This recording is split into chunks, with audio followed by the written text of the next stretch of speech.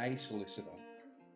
Okay, this guy sexually assaulted his two 14-year-old stepdaughters, and the Bar Association did not find that disgusting or disgraceful. And that does my head in.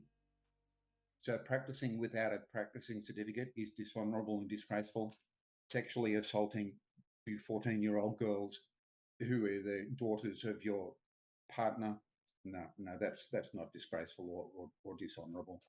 See, that kind of stuff, seriously, it just does my head in, guys. It just does my head in.